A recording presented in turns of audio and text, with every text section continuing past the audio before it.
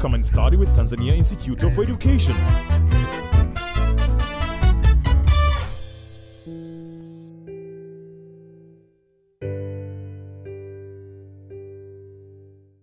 Hello students, my name is Mr. Gaspar Amiri Kapungu, teacher of economics.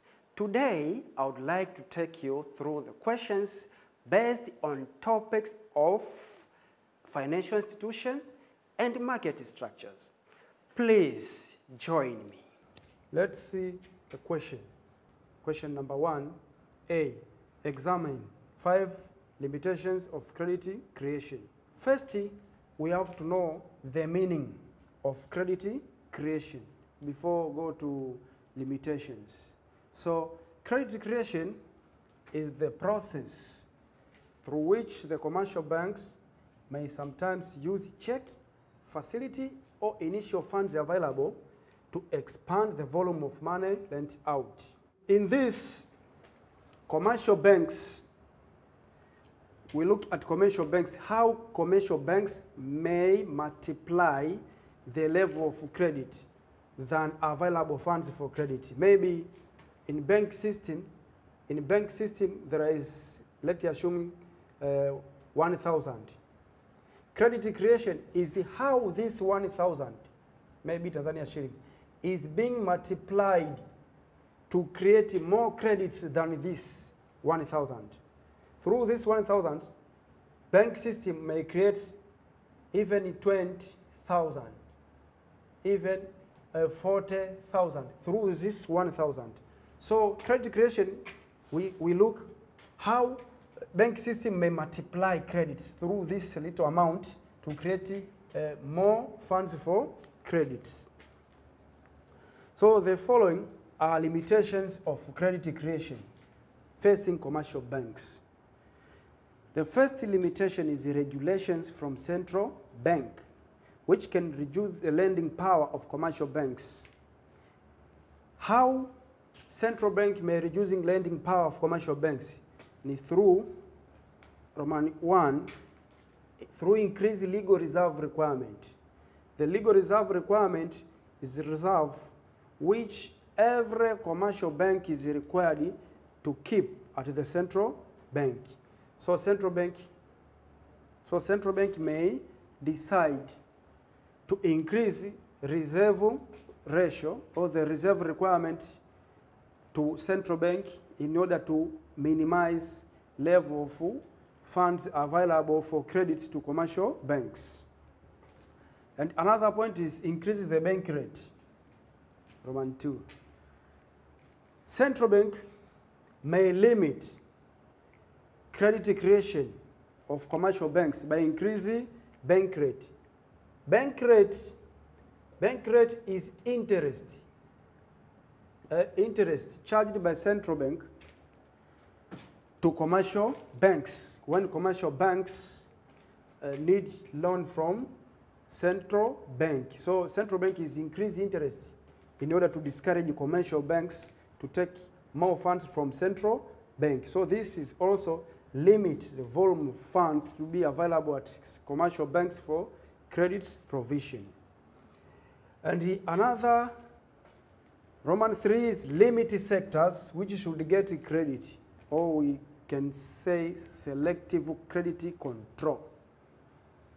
In this selective credit control, government through central bank provides instructions about which sectors should be given the credit and which sector should not be given the credit. So this is also limit credit provision by commercial banks because are directed by central bank.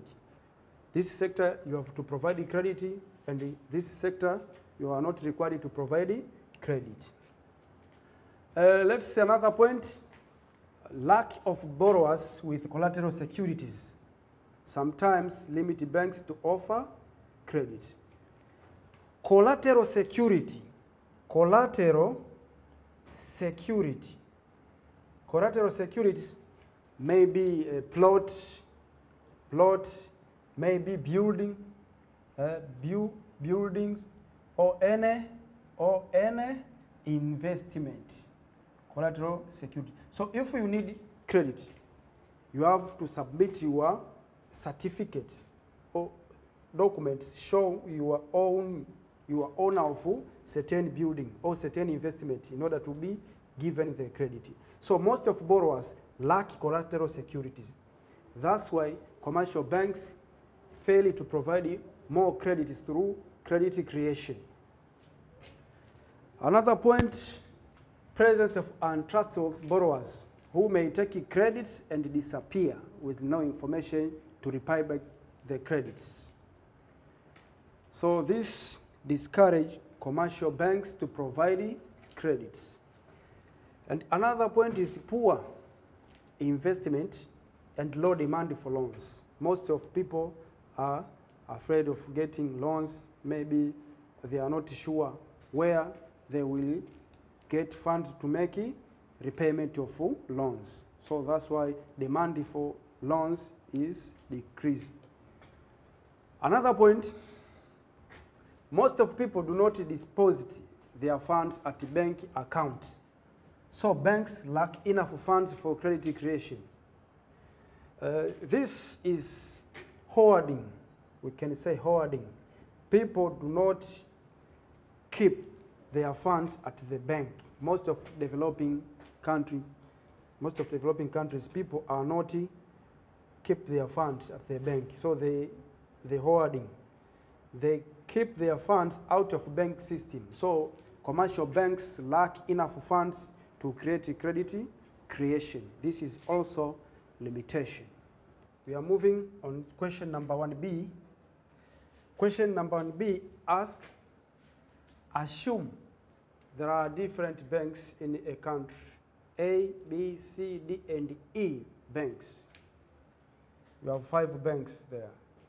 If a loan of Tanzania shillings 1,000 is issued by Bank A to an individual and then deposited to Bank B with the reserve ratio of 10%, show how credit will be created for 5 banks. It means for A, B, C, D, and E. So how credit will be created for 5 banks? There is Bank A, there is Bank B, Bank C, Bank D, and Bank E. We have 5 banks, A, B, C, D, and E. So we have to draw these columns, amount column. And the axis, we have reserve ratio column. And we have excess reserve column, which is involved with credits provision, this column. So according to our question, reserve ratio is 10%. It means 10% is remained at the bank and 90% is used as a credit to other bank systems, to individual who will going to deposit at other banks. So Bank A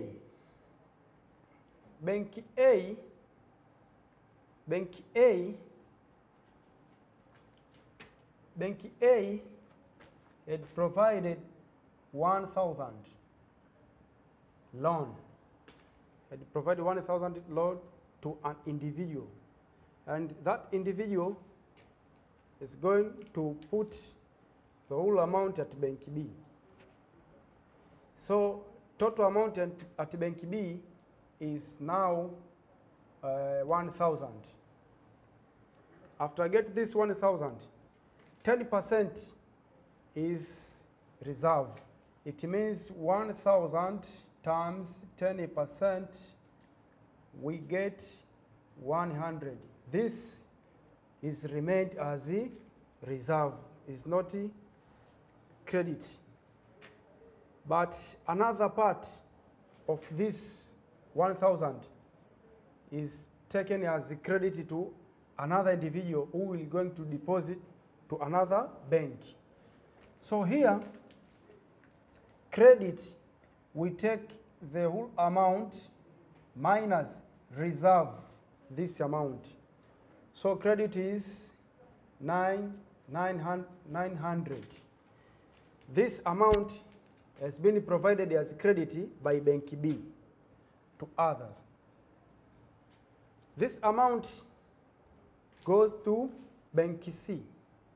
If individual is going to save at Bank C will receive the whole amount, 900. While reserve ratio is 10%, therefore will be 900 times 10%. Here we get 90. So 90 is reserve. The rest is credit. What is the rest? The rest is difference between total amount at Bank C minus reserve, which is not part of credit. So here we get 810 amount. This is credit provided by Bank C. And the whole amount will reach at another bank, which is Bank D. So total amount at Bank D will be this amount. And this amount, reserve ratio is 10%. So here will be 20% of this amount, which is 81. This is reserve. It's not a part of credit. But the rest will be treated as a credit to individual who will go to deposit in another bank, which is 810 minus 81. The difference is 729. This is credit. So this credit, when it reaches at Bank E, will be the total amount. Will be the total amount. And here, to get reserve, we have to take total amount minus 20%, which is excess, which is the reserve ratio. We get 72.9. This is the reserve, is not a part of credit. Part of credit will be, we have to take total amount minus reserve amount. The difference is credit to be provided by Bank E, which is 6.1, 656.1. So credit created by 5 banks, A, B, C, D, E, is this amount, and this amount, and this amount, this amount, and this amount. These are credits created by 5 banks. Part C says calculate credit creation. Calculate credit creation. Calculate credit creation. So at C, credit creation. Credit creation equal to initial amount times credit multiplier. Initial amount, it means the first amount. First amount, which was the sources of all other credits. This is the initial amount. So we take initial amount times credit multiplier. So, or we can say you can take initial amount. All these are the same. Initial amount over reserve ratio. The same over reserve ratio, which is 100 over reserve ratio is 10%, which is used to represent credit multiplier. So here is 1,000 over 10 times 100. We get the credit creation 10,000. This is total credit creation. If this stage will continue till the end of this amount, because when the stages are increased, the amount is decreasing and will decrease up to 0. And when we take summation from that 0 up to this amount plus this plus this plus this plus this, total credit creation will be 10,000. Thank you very much. I think you have enjoyed the lesson from this question. So now we are going to check another question. Now we are going to see the concept of the market, the part of market structures. Let's see the question. Elaborate 5 similarities and 7 differences between perfect competition and monopolistic competition market situation. Now we are going to see the meaning of perfect market and monopolistic market situation. We are going to see the meaning. What is perfect market and what is monopolistic competitive market? A perfect market is the market in which there are many buyers and many sellers exchange homogeneous commodities with high degree level of competition. There is competition because it involves many sellers. It means many firms or many producers, so they compete to each other. And let's see the definition of monopolistic competitive market. Monopolistic competitive market is the market in which there are many buyers and many sellers exchange differentiated commodities with the highest degree level of competition. So we may see definition of perfect and monopolistic competitive market both involve high degree level of competition. But under monopolistic competitive market, the differentiated products are exchanged. Let's see the similarities between these two markets. First, both markets involve many buyers and many sellers in dealing with the transactions. As we have seen in our definitions, in perfect involves many buyers and sellers, while in a competitive market also involves many buyers and many sellers. So there are similarities. There are many buyers and sellers in both markets. Another point, both markets concern with a high level of competition than other markets. This is due to the presence of many firms in the markets. Some tend to compete. So under these two markets, due to presence of many firms, each firm try to have best, to have more revenues, to have a reasonable price, to have better quality of products. That's why they compete. So there are highest degree level of competition in both perfect and monopolistic market because of presence of many firms in the market. Another point, both markets in long run, firms are just earn normal profit.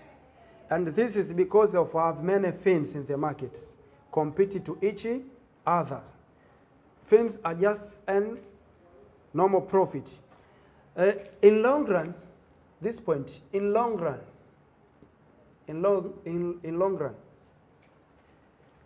firms, presence of many firms in long run, each firm will try to sell its product at a price in which is able to cover its costs. Firm is trying to cover at least the cost, because due to competition, sometimes price is low due to presence of many producers, many firms, so there are a lot of items. So they fight to recover cost. So in long run, you may see revenue is equal to cost because each firm tries to cover cost. That's why in long run, firm is not getting profit, it's getting normal profit. Normal profit, it means the total revenue of firm will be equal to total cost because the selling price of each product is equal to average cost of each product produced. So here, there is no profit because the price is equal to cost of produce a unit. Let's say another point. Due to presence of many firms and the high level of competition, the price charged is low compared to other marketing structures. The price charged is low compared to other marketing structure.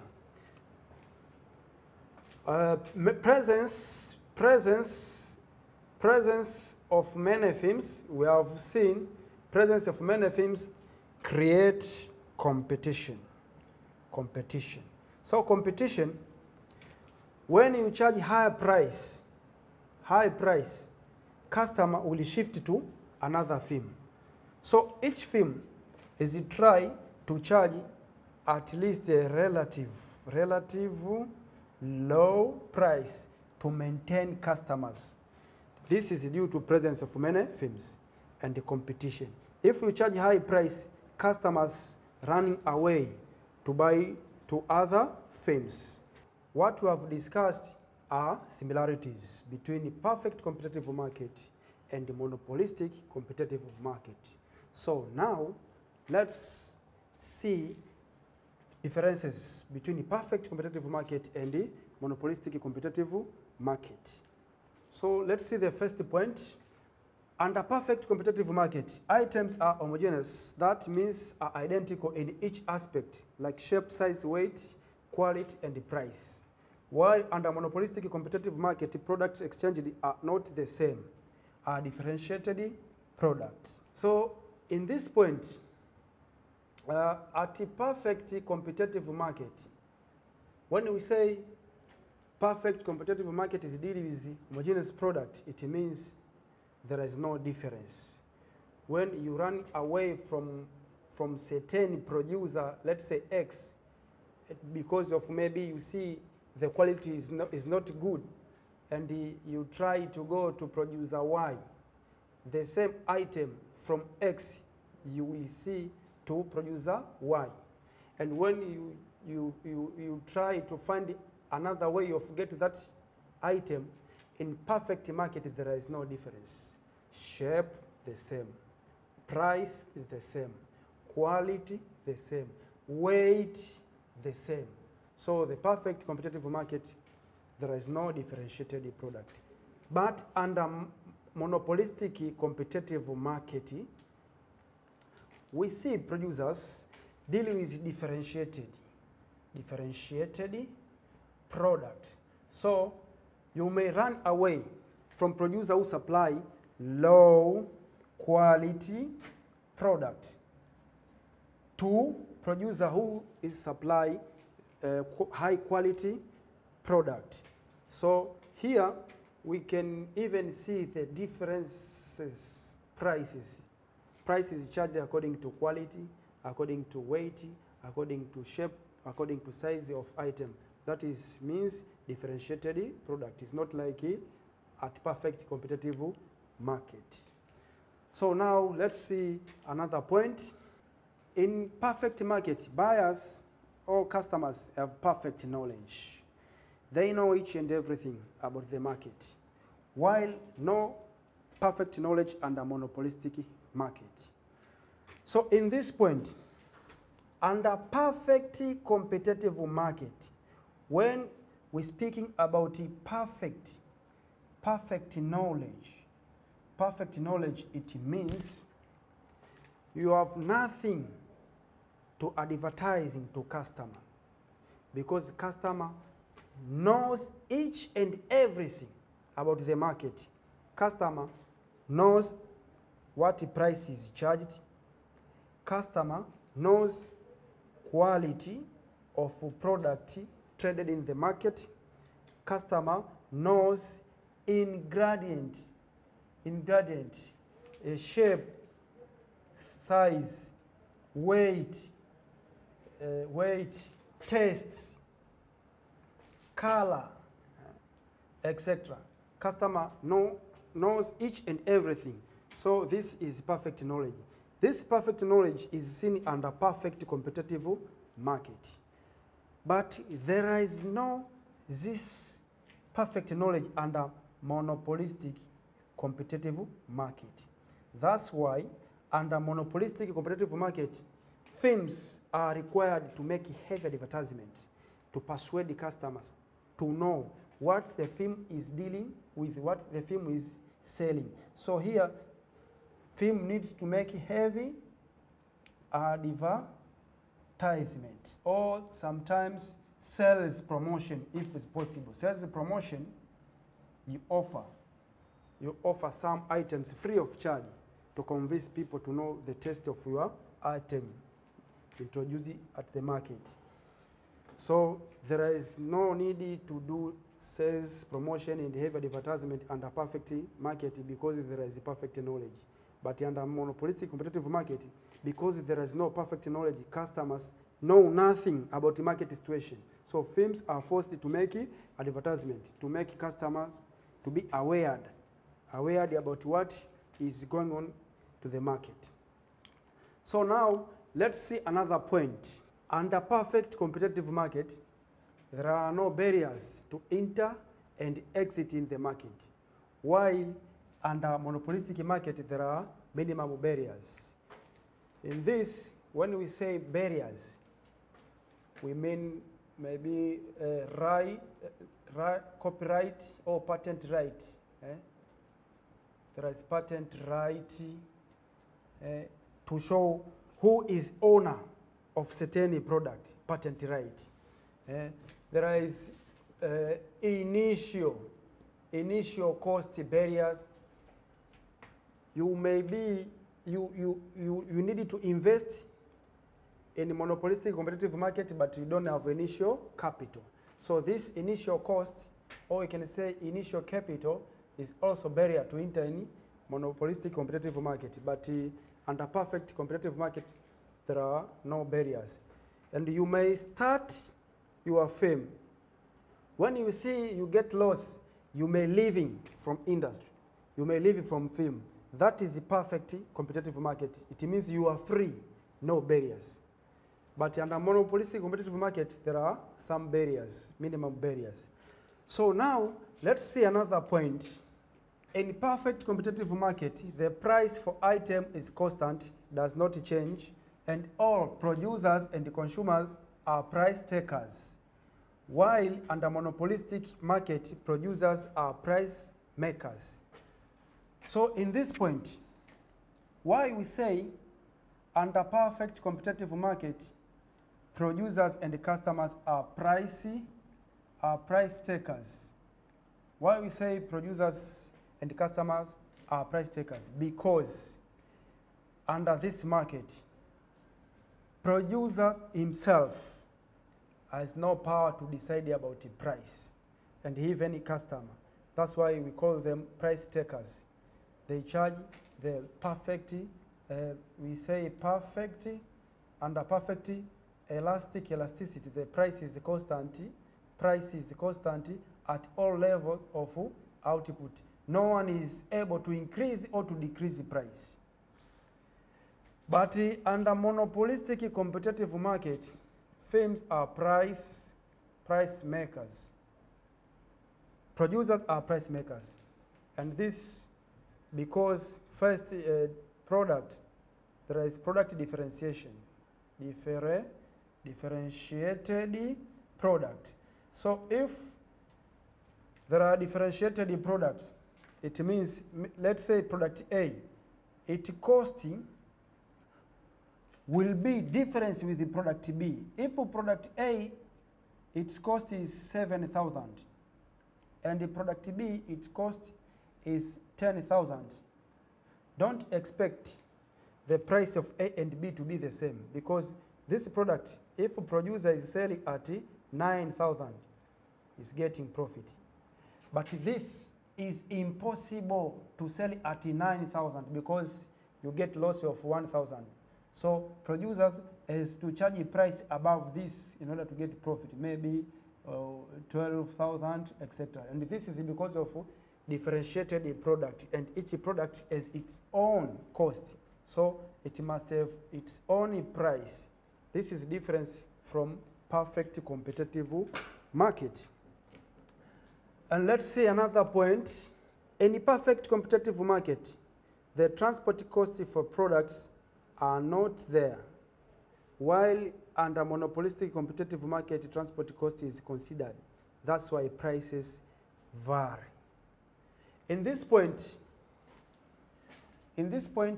is concerned with transport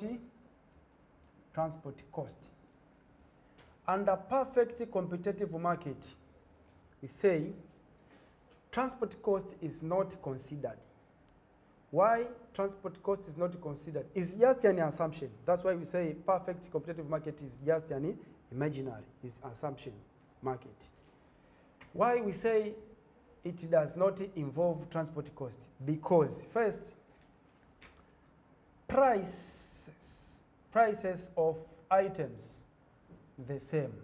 Let's say item A, its price is 1,000. Item B to another producer, the same. Item to another producer, the same. The same items, but the different producers and the same price.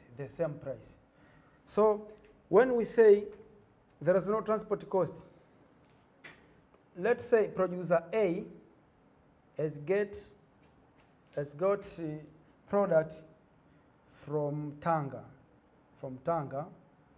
to perfect competitive market. We can assume maybe Tandale. We can assume Tandale is perfect competitive market, even if it is not existing in reality. So to move item from Tanga to Tandale, it may use 10,000 Tanzania shilling. And the same product, but from another producer who is taking such a product from Mara to Tandale. Transport cost may be 50,000. So the one who incurs 10,000 for only transport cost, maybe the price of his product may be set at, let's say, 20,000. And another producer who takes the same item, but is not from Tanga, from Mara, when it reaches at Tandale market, is supposed to get profit is to sell above 50,000. It means, let's say, its price should be this amount or and above in reality. So when we say under perfect competitive market, price is the same, it means the producer who took item from Tanga is charging, let's say, 20, and another producer who took item from Mara is also charging 20,000. It means we are not checking transport cost. But if we consider transport cost, even the price will vary. This from Mara will not be able to get a profit through this price. He has to charge above 50 because only transport cost is 50, and plus other costs, so he has to sell above 50. So to force it to have the same price, we have to assume there is no transport cost. This is the concept why a perfect competitive market does not consider transport cost, because when we consider transport cost, the price for items may vary because items are from different parties. So let's say Another point. Under perfect competitive market, there is no need for firms to make sales promotion in their advertisements because the products traded, exchanged are the same, and customers have the perfect knowledge with market.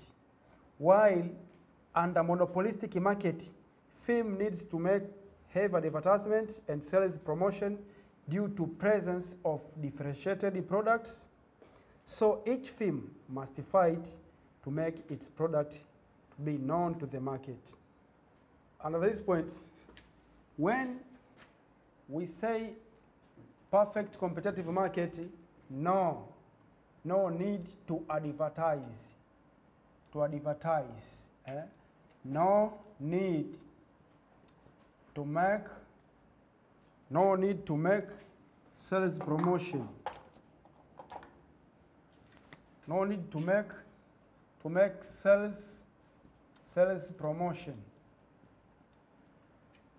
All this because of the following. First, we discussed customers have perfect knowledge. Perfect knowledge from customers. So customers know each and everything about perfect competitive market. Know about the price, quality, quantity, weight, shape, taste. So to make an advertisement is to waste time. To make an advertisement is to misallocate available resources. That's why there is no need to make an advertisement in a perfect competitive market. Sales promotion, giving item free of charge to customers, to persuade customers to know and next time or at moment to buy your product. So sales promotion is not needed under perfect competitive market because it's part of advertisement. And why we say there is no need to advertising? Because items are identical. So when you advertise, you help your competitors, their products to be also known because products are the same. So there is no need to advertise. While under monopolistic competitive market, because no customer awareness, it means no perfect knowledge to the customers. So you need to make customers to know what you have in this market. That's why under monopolistic competitive market, advertisement and sales promotion are needed. And another issue here, why under monopolistic competitive market there is need to make advertisement? Because of differentiated product. Differentiated product. So if your product is differ from another one, you have to make it public to know what you have in order to sell. And when you introduce a new product, you have to let people or customers to know this. So how can you make your product to be known? You have to make sales promotion if possible, sales promotion if you have enough capital, or to make advertisement. So these are differences why we advertise under perfect competitive market and why we are not advertising under perfect competitive market and why we need to advertise under monopolistic competitive market structure. Let us go to another point. Under perfect market, the elasticity of demand is perfect elastic. And this is because the price is not changed at all levels of output. While under monopolistic market, the elasticity of demand is elastic. Elastic means small change in the price brings very big change in quantity demanded. So at this point, why we say under perfect competitive market, there is a perfect elasticity. Because under perfect elasticity of demand, say price is constant at all levels of output. So price if is 100, will be 100 at each output level. When you buy 1, your price per 1 will be 100. When you buy 2, your price per 1 will be 100. When you buy 10, your price per unit will be 100. So this is perfect elastic. The same price level to all output levels. But under monopolistic competitive market, we have seen there is elastic. Elastic, it means a small change in price leads to very big change in quantity. It means if price it was 5, people bought, let's say, 10 units. And if you lowering price up to 3, you will increase number of customers. So people may start to purchase up to 1,000 units. So the small change in price brings very big change in quantity demanded. This is under monopolistic competitive market. If you need to have more customers, just reduce your price. Because when you increase price, people will shift to other producers. We have come to an end of our lesson. I think you have enjoyed and understood very well the lesson. Until next time, bye.